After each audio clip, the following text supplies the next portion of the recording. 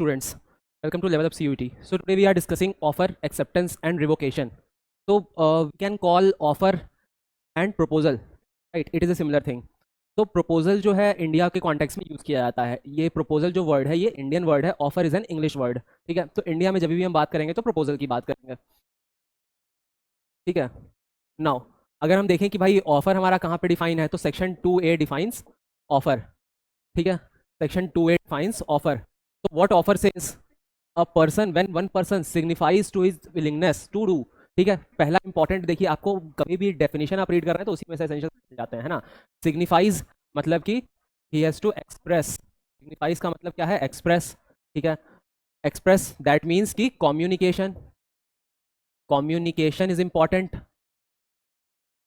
Communication is important. ठीक है, तो signifies is willingness to do और to abstain from doing. To do और to abstain from doing anything, मतलब कि भाई किसी को आप कुछ काम करने के लिए या किसी को कोई काम से रोकने के लिए अगर आप किसी तरीके की अपनी विलिंगनेस शो करते हैं, किस लिए आप विलिंगनेस शो करते हैं? With a view to obtain the asset of that another, उसकी रजामंदी हासिल करने के लिए, तो उसको आप बोलते हैं ऑफर. ठीक है, अब देखिए ऑफर और इन्विटेशन टू ऑफर ये दो अलग अलग कॉन्सेप्ट होते हैं. ठीक है, ऑफर में क्या होता है कि भाई आप सामने से किसी पर्सन को कुछ ऑफर देते हैं, मतलब कुछ ऑफर करना चाहते हैं. जैसे कि ये पेन है, मैं आपको बोलूँ कि ये I want to sell this pen 500 rupees, will you purchase it? So this is a offer, right.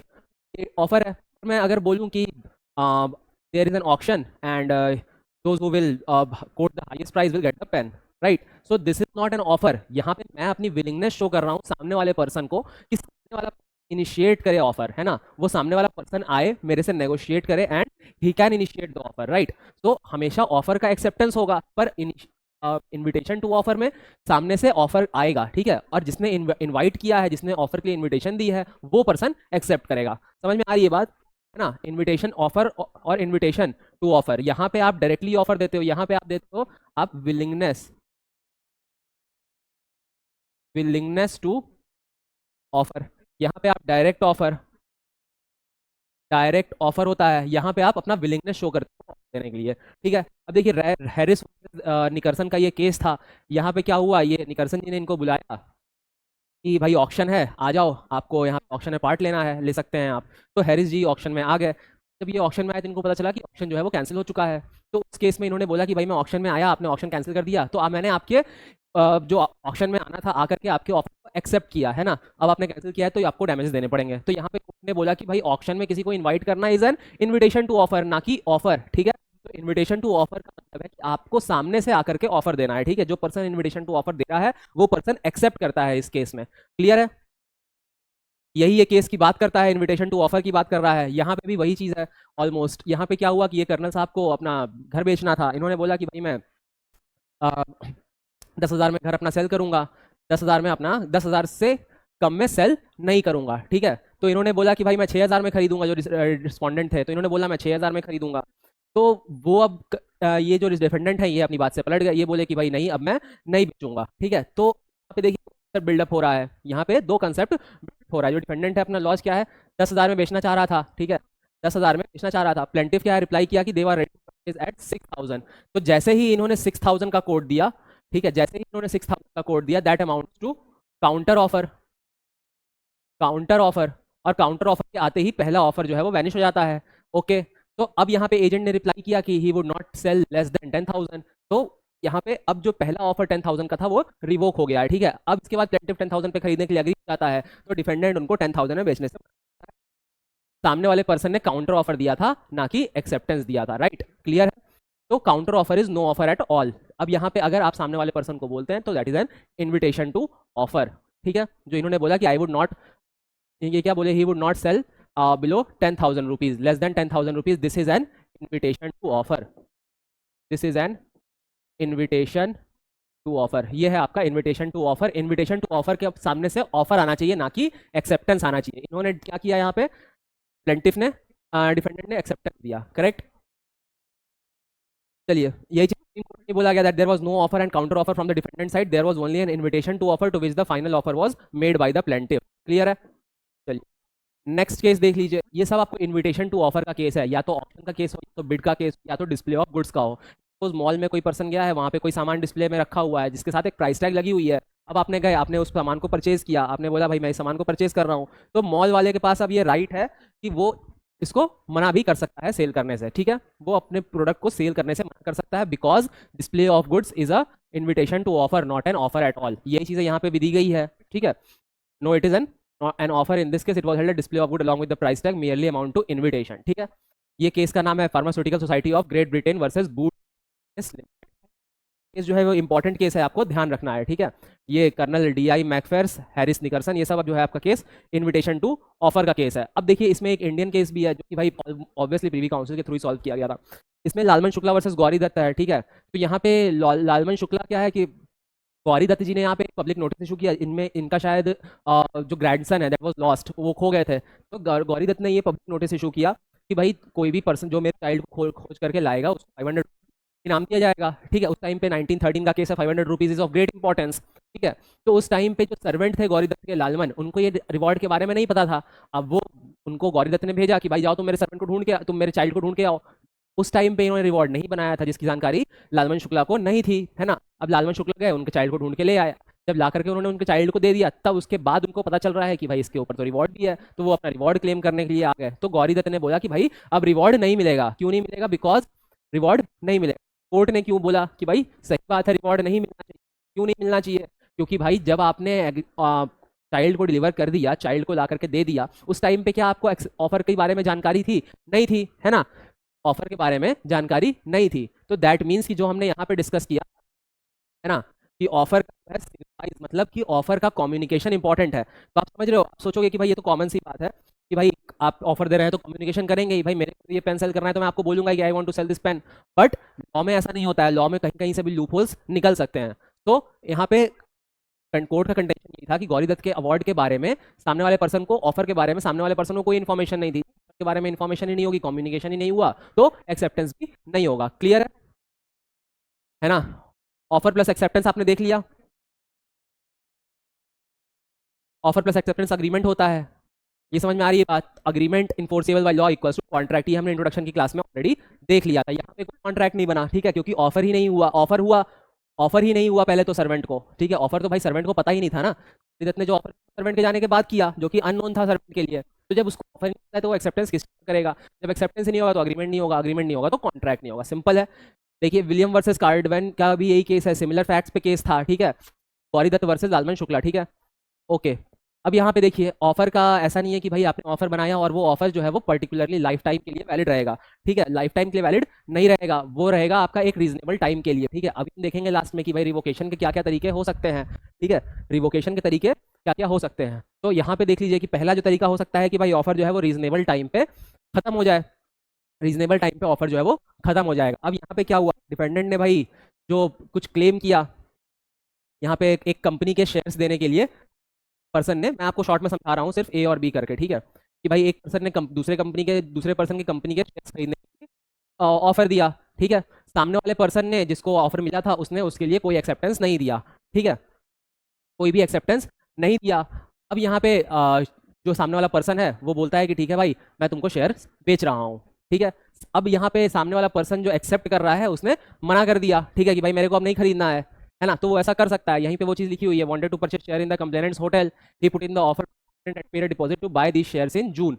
This purchase for a certain price. 6 months later, the offer was accepted and received a letter of acceptance from the complainant. ठीक है, तो इसने अपने shares 6 महीने बाद इसने बोला कि ठीक है भाई मैं शेयर्स तुम्हारे भी तुमको बेच रहा हूँ। अब ये बंदा शेयर्स खरीदने से मना कर सकता है। क्यों मना कर सकता है? क्योंकि भाई 6 महीने बाद उस शेयर्स के दाम घट गए थे, है ना। तो ये एक रीजनेबल टाइम नहीं है, बहुत दिन हो गए भाई, 6 महीने हो गए, तो दैट मीन्स कि अब वो एक रीजनेबल टाइम के ऑफर जो है वो लैप्स कर जाएगा, ठीक है। Now we come to the types of offer. Types of offer क्या होते हैं भाई? या तो ऑफर आप एक्सप्रेस मोड में कर सकते हैं, या तो इम्प्लाइड ऑफर हो सकता है। एक्सप्रेस मतलब कि कोई रिटर्न ऑर्डर, रिटर्न ऑफर हो सकता है ना, रिटर्न ऑफर हो सकता है, या फिर इम्प्लाइड ऑफर हो सकता है, correct. If the proposal or acceptance or any promise is made in words, the promise is said to be express, otherwise it is called implied, ठीक है।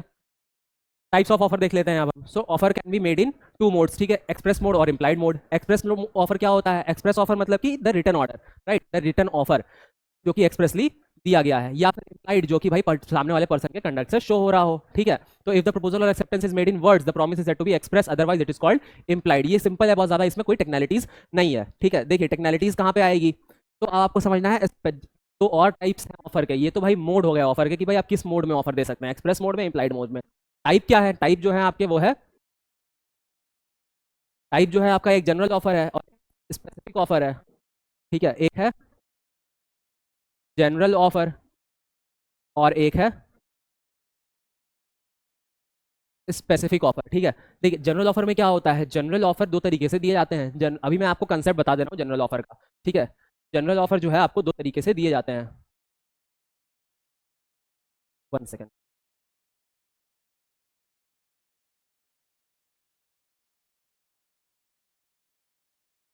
देखिए,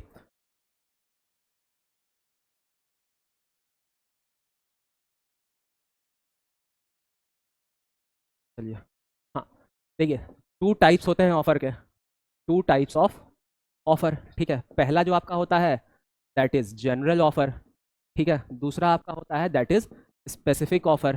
ठीक है, अब जनरल ऑफर में भी कुछ होते हैं जो कि वर्ल्ड एट लार्ज को दिए जाते हैं, वर्ल्ड एट लार्ज को दिए जाते हैं। कुछ ऐसे होते हैं जो कि किसी accepted by, accepted by one होते हैं। ठीक है, अब देखिए जनरल ऑफर में कुछ ऐसे ऑफर दिए जाते हैं जो कि वर्ल्ड एट लार्ज को दिए जाते हैं। दैट मीन्स कि भाई कोई भी पर्सन दुनिया में अगर उस ऑफर को एक्सेप्ट करता है, मतलब कि उस ऑफर के एक्सेप्ट टर्म्स एंड कंडीशन को अगर एक्सेप्ट कर लेता है, दैट मीन्स कि ऑफर हो गया। ठीक है, जब भी ऑफर वर्ल्ड एट लार्ज को दिया जा रहा है, मतलब कि बहुत लोगों को दिया जा रहा है एक साथ, उस टाइम पे ऑफर का कम्युनिकेशन इंपॉर्टेंट नहीं है। ठीक है, ऑफर का हम कम्युनिकेशन उस टाइम पे, एक्सेप्टेंस का कम्युनिकेशन इंपॉर्टेंट नहीं है। ठीक है, एक्सेप्टेंस का कम्युनिकेशन इंपॉर्टेंट इसलिए नहीं है कि जो भी पर्सन उस ऑफर के टर्म्स को एक्सेप्ट कर लेगा, हम वो डीम्ड एक्सेप्टेंस हो जाएगी। ठीक है, ऑफर के लिए क्लियर है। बट जब भी किसी स्पेसिफिक पर्सन को दिया जा रहा है, इसमें एक और केस है कि भाई कभी भी वर्ल्ड एट लार्ज को दिया जा रहा है पर वो ऑफर ऑटोमेटिकली रिवोक हो जाएगा if it is accepted by one person, है ना।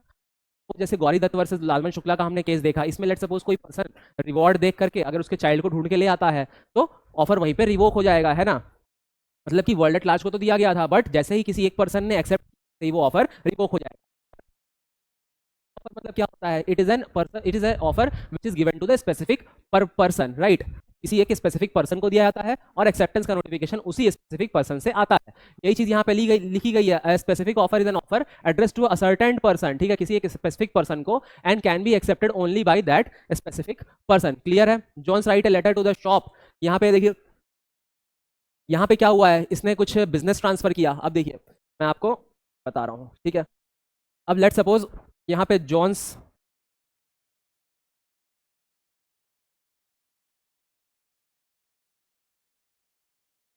ठीक, जॉन्स ने एक लेटर लिखा इनको, ये ब्रोकलस्ट को। ठीक है, ब्रोकलस्ट को एक लेटर लिखा, मैं यहाँ पे B1 लिखता हूँ। ठीक है, ये B2 लिखता हूँ। लेट सपोज जॉन ने इसको B1 को लेटर लिखा B1 के नाम से कि भैया मेरे को कुछ गुड्स चाहिए। ठीक है, पर कुछ दिन पहले ही ये B1 और B2 आपस में, ये B1 ने बिजनेस जो है वो B2 को सेल कर दिया। ठीक है, अब ये बात जानकारी नहीं थी जॉन को, जॉन ने B1 से बोला, पर ऑर्डर जो है वो B2 के पास गया। वहां पे B2 ने इस बात को देखा भी कि भाई जो ऑफर है वो B1 के लिए है, स्टिल B2 ने वो ऑफर पूरा कर दिया, जॉन को दे दिया ऑफर पूरा करके। ठीक है, जॉन ने इसको कंज्यूम भी कर लिया, John also consumed it, John also consumed it. Now जब B2 ने अपना बिल भेजा जॉन को, उसके बाद जॉन ने उसको पे करने से मना कर दिया। क्या बोला, क्या मैं तो B1 से ऑर्डर किया था, मैं तो B1 से ऑर्डर फुलफिल कर रहा था, मुझे इसका कोई पेमेंट नहीं देना था, क्योंकि B1 के पास पहले से ही मेरा कुछ पेमेंट ड्यू था, उसको मैं सेट ऑफ कर रहा था।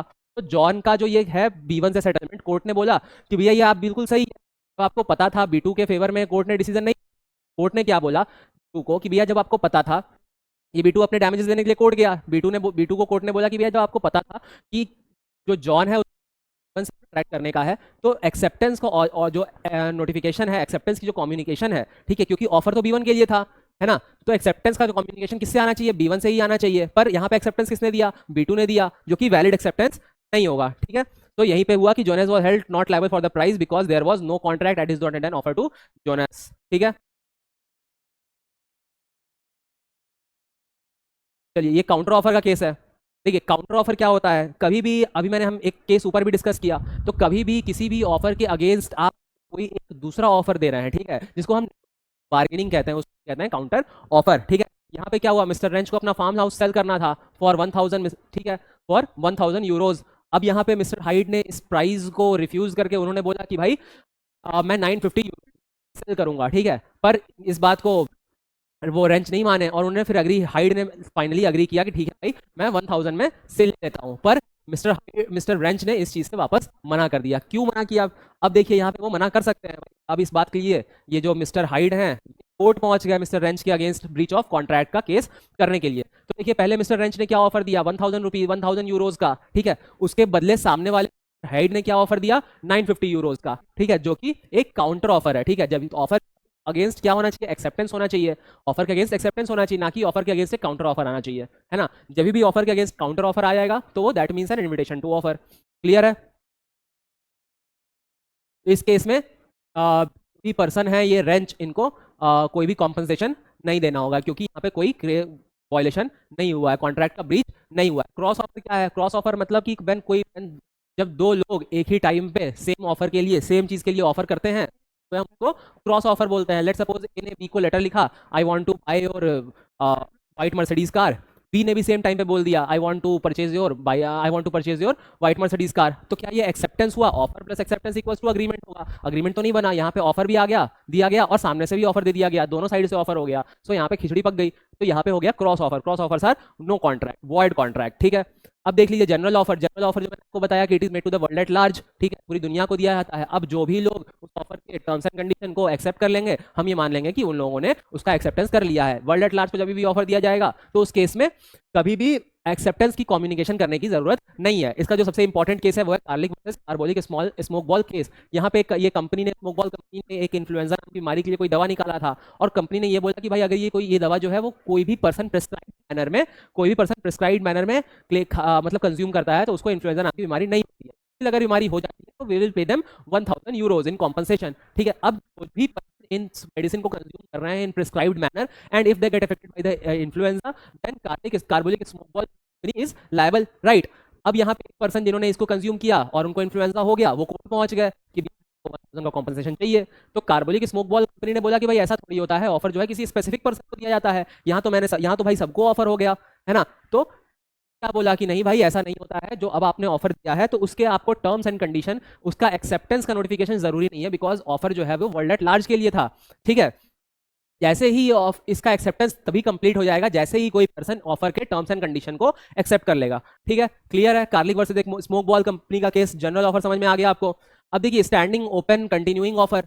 तो यहाँ पे जनरली क्या है, मान लीजिए आपको एक टेंडर कंपनी निकाला कि भैया जिसका भी टेंडर 6 जुलाई से पहले आ जाएगा कहाँ एक्सेप्ट करेंगे, ठीक है। अब लेट सपोज 6 जुलाई से पहले आ गया एक टेंडर, ठीक है।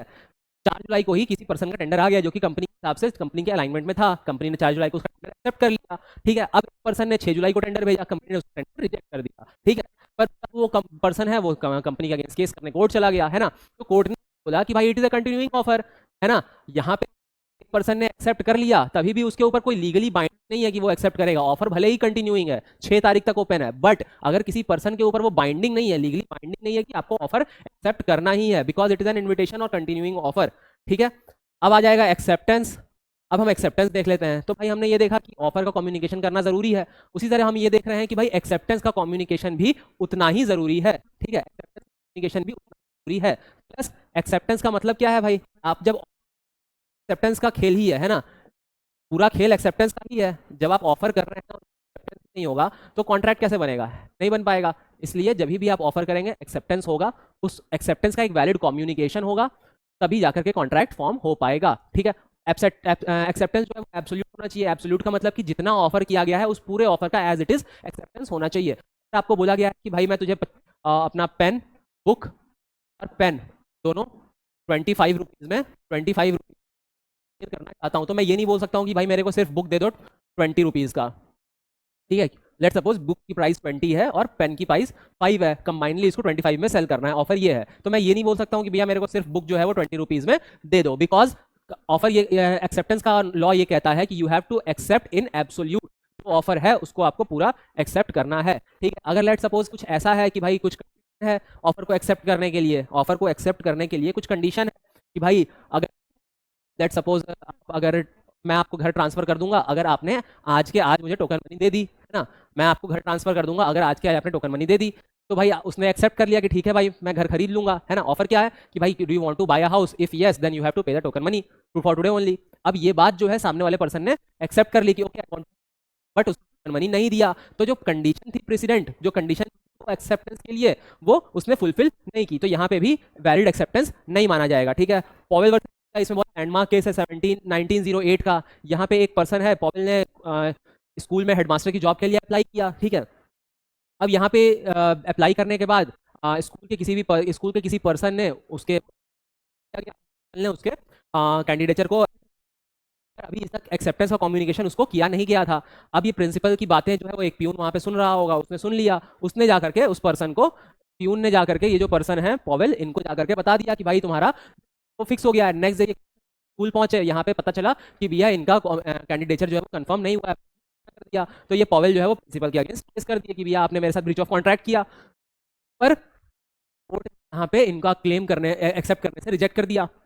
इन्होंने क्या बोला कि आपने ऑफर दिया है तो ऑफर का एक्सेप्टेंस जिसको ऑफर दिया गया है उसी से होना चाहिए। ठीक है, यहाँ पे क्या है देखिए, acceptance was not given officially by the offeree. ठीक है, ऑफरी ने यहाँ पे कुछ भी एक्सेप्टेंस नहीं दिया है अभी तक। ठीक है, ऑफरी ने अभी तक एक्सेप्टेंस नहीं दिया है, पर किसी पर्सन जो कि अनऑथराइज्ड है उसने ऑफर दिया है, तो दैट विल, उसने एक्सेप्ट किया है, तो उसका एक्सेप्टेंस वैलिड एक्सेप्टेंस नहीं होगा। देखिए, इन सब केसेस का पढ़ाने का मतलब ये है भैया कि आपको याद हो जाए पहली चीज, की भाई समझ में आपको रटना ना पड़े। ठीक है, आपको फैक्ट्स पता हो तो उससे आप केसेस का नाम भी याद कर सकते हैं, आपको पता होगा। ठीक है, दूसरा पर्पस ये है कि भाई कंसेप्ट बिल्डअप हो जाए, concept buildup is also important, तो कंसेप्ट से आपका बिल्डअप हो जाए, है ना। अब देखिए, साइलेंस इज नॉट, कोई ऐसा बोलता है कि भाई अगर आप I want to sell purchase your house and if I receive no information then I will consider the horse is mine, ऐसा कोई नहीं बोल सकता है, बिकॉज यहाँ पे साइलेंस को एज एक्सेप्टेंस नहीं मान सकते हैं। ठीक है, आप किसी पे प्रेशर नहीं बना सकते हैं कि अगर तुमने बोला तो मैं मान लूंगा कि ये मेरा हो गया, ऐसा नहीं हो सकता है, because silence is not communication. ठीक है, अब हम देखते हैं कि भाई answer to question is not acceptance. यहाँ पे लेट सपोज पर्सन किसी से किसी के बारे में क्वेश्चन पूछ रहा है ना, तो एक्सेप्टेंस नहीं होगा। यहाँ पे क्या हुआ भाई, हार्वे ने डिफेंडेंट से क्वेश्चन पूछा, भाई do you sell your Hall Pen, Bumper Hall Pen. ठीक है, बम्पर हॉल पेन जो है ये एक जगह का नाम है, कोई पेन नहीं है। ठीक है, Bumper Hall Pen is a place.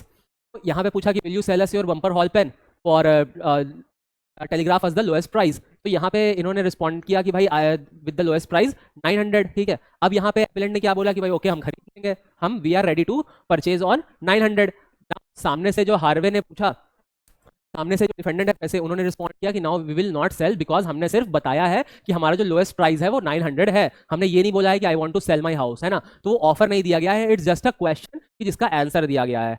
समझ में आ रही है बात, किसी भी क्वेश्चन का आंसर देने से ये चीजें नहीं होती है। एक्सेप्टेंस कैन बी कंडक्ट, ये मैंने आपको बताया कि एक्सेप्टेंस के केस में इंपॉर्टेंट नहीं है कम्युनिकेशन, जिस केस में ऑफर जो है वो वर्ल्ड एट लार्ज को दिया जा रहा है। प्लस अगर इम्प्लाइड एक्सेप्टेंस है, मतलब कि आपने अगर किसी के टर्म कंडीशन को एक्सेप्ट कर लिया ऑफर के, तो वो ऑटोमेटिक एक्सेप्टेंस हो जाएगा। ये कार्लिक वर्सेस स्मोक बॉल कंपनी का केस है।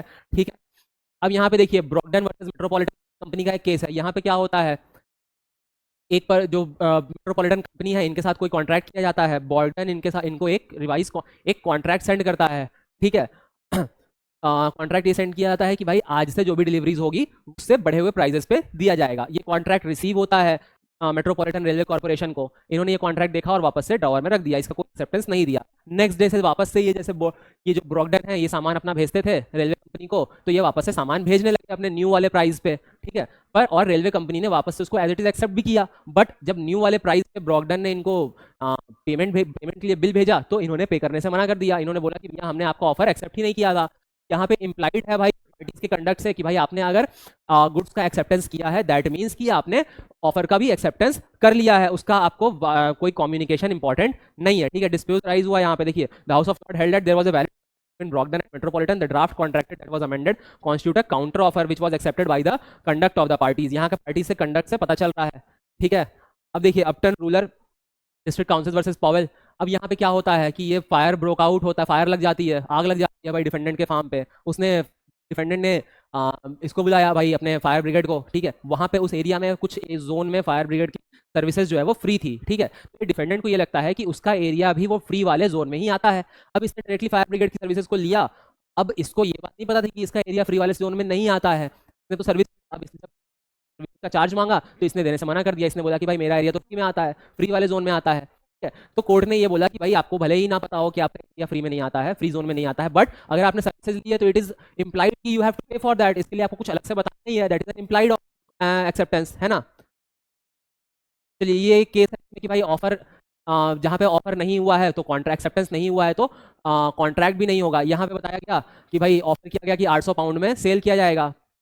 मैंने जो कंटिन्यूइंग ऑफर का एग्जांपल दिया है ना, वही है कि भाई 800 में सेल किया जाएगा और ऑफर जो है वो फ्राइडे तक ओपन है, बट जो कुछ लोग आए और उसको खरीद लिया थर्सडे तक ही, है ना, थर्सडे को ही वो खरीद ली गई, तो यहाँ पे इन्होंने ब्रीच ऑफ कॉन्ट्रैक्ट लिए स्यू कर दिया। सो यहाँ पे बताया गया कि भाई यहाँ पे कोई कंसिडरेशन नहीं था, है ना, that was promise, right, that was not a contract, so no acceptance no contract, that was just contract. चलिए एक्सेप्टेंस देख लेते हैं। यहाँ पे बताया गया कि भाई आपको मैंने बताया कि भाई प्रिस्क्राइब्ड मैनर में एक्सेप्टेंस जो है वो प्रिस्क्राइब्ड मैनर में होनी चाहिए। अगर ऑफर देने वाला पर्सन कह रहा है कि मेरे को एक्सेप्टेंस प्रिस्क्राइब्ड मैनर में ही चाहिए तो वो प्रिस्क्राइब्ड मैनर में ही होनी चाहिए। जैसे कि यहाँ पे बोला गया कि भाई टेंडर जो भी एक्सेप्ट करेगा तो 25% टेंडर का अमाउंट जमा कराना पड़ेगा, ठीक है। अब एक पर्सन ने टेंडर एक्सेप्ट कर लिया पर उसका 25% अमाउंट जमा नहीं कराया, कंपनी ने उसका टेंडर कैंसिल कर दिया। अब वो कोर्ट पहुंचा तो कोर्ट ने बोला कि भाई आपने जो टेंडर का एक्सेप्टेंस किया है वो प्रिस्क्राइब्ड मैनर में नहीं किया है, ठीक है। ये भी वही सेम लगभग सेम केस है कि भाई प्रिस्क्राइब मैनर में नहीं हुआ। लेटर इसने बोला कि भैया अगर तेरे को एक्सेप्ट करना होगा लेटर तो वो वैगन वाले जो घोड़ा गाड़ी वाला है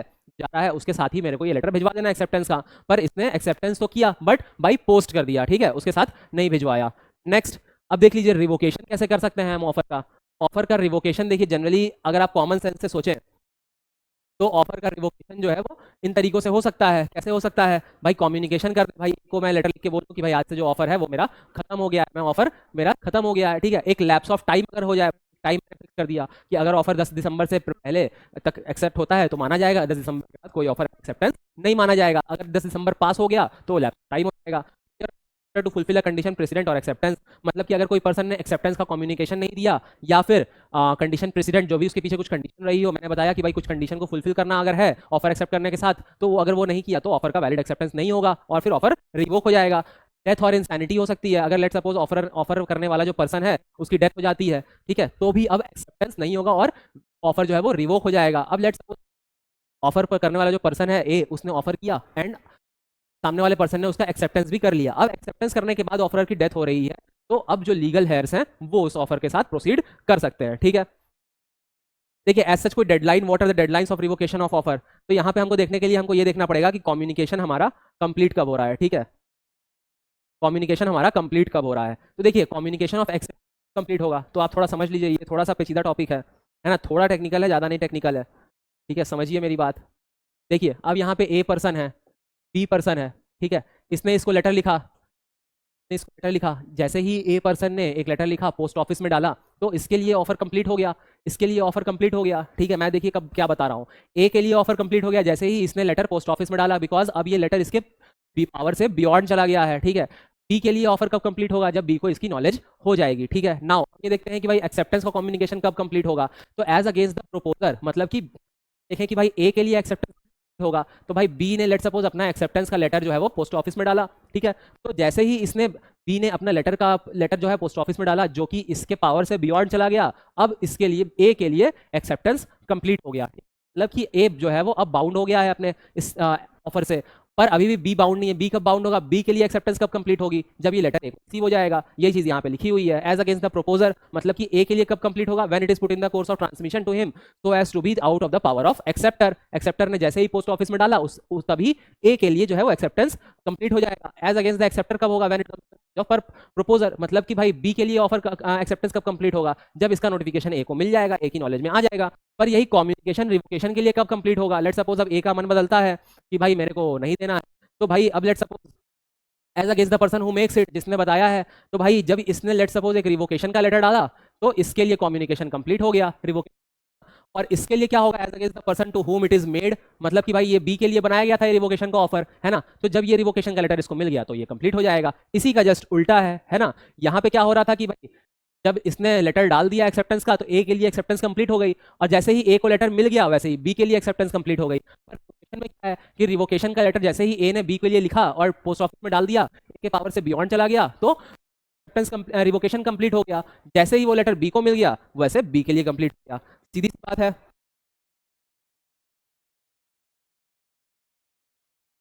अब देखिए यहाँ पे एक केस है जहाँ पे ये देखना होता है कि भाई जुरिस्डिक्शन क्या होगा। जुरिस्डिक्शन मतलब कि क्षेत्रफल। भाई अगर डिस्प्यूट होता है ए और बी के बीच में कि भाई केस कहाँ होगा, ब्रीच ऑफ कॉन्ट्रैक्ट अगर हुआ है तो केस कहाँ पे होगा, तो डिस्प्यूट के केस में जब भी कोई डिस्प्यूट होता है, लेट सपोज ए ने बी को एक टेलीफोन किया, ठीक है, पहले तो तरीके से मोड ऑफ कम्युनिकेशन हो सकता है। एक आपका इंस्टेंटेनियस मोड जो कि इंस्टेंटेनियस कम्युनिकेशन, एक है आपका बाई पोस्ट, क्योंकि पहले के जमाने में पोस्ट चलता था, है ना, पहले के टाइम पे पोस्ट चलता था। तो लेट सपोज पहले हम इंस्टेंटेनियस का देख लेते हैं। ए ने बी को एक पोस्ट किया, ठीक है, ए दिल्ली में है, ए दिल्ली में है, बी जो है वो अहमदाबाद में है। ए ने बी को पोस्ट, मेरे को ऑफर है जो कि आप देना बी को। अब ये बी ने अहमदाबाद में ऑफर रिसीव किया, ठीक है, इन्होंने एक्सेप्टेंस का लेटर जो है वो ए को पोस्ट किया। तो जुरिसडिक्शन ये कहता है कि भाई जहाँ पे भी आप अपने एक्सेप्टेंस का लेटर को पोस्ट कर रहे हैं, जहाँ पे भी एक्सेप्टेंस का लेटर रिसीव हो रहा है, वही आपका जुरिसडिक्शन होगा। मतलब कि बी के थ्रू कहाँ पे पोस्ट किया गया, कहाँ रिसीव हो रहा है, ए को, तो दिल्ली में रिसीव हो रहा है, तो दिल्ली में जुरिसडिक्शन, ठीक है। यही अगर लेट्स सपोज फोन पे किया गया है, ए ने बी को फोन किया कि भैया आपका ऑफर है, एक ऑफर देना चाहता हूँ मैं घर सेल करने के लिए। बी ने बोला कि भाई ठीक है मैं आपका घर परचेज कर रहा हूँ। तो ये जो एक्सेप्टेंस का जो नोटिफिकेशन हर्ड हुआ है ए को, ये कहाँ पे हर्ड हुआ, ये दिल्ली में हर्ड हुआ। तो लॉ यही कहता है कि जहाँ पे भी एक्सेप्टेंस का लेटर पोस्ट किया जा रहा है या जहाँ पे भी एक्सेप्टेंस हर्ड हो रहा है, वही प्लेस जुरिसडिक्शन हो जाएगा। यही चीज यहाँ पे लिखी हुई है। In the case of instantaneous communication the contract is complete only when the acceptance is received clearly heard and understood by the offerer and the contract is deemed to be made at the place where acceptance is received और heard. ठीक है, समझ में आ रही है बात, ये clear है। तो हमने देख लिया कि भाई ऑफर की एक्सेप्टेंस और रिवोकेशन कैसे कैसे हो सकता है। क्लियर है, थोड़ा टेक्निकल है जो कि आपको समझना है। बाकी आपको डिटेल्ड नोट्स और पीडीएफ ऐप पे मिल जाएंगे। तो revise well and prepare so much.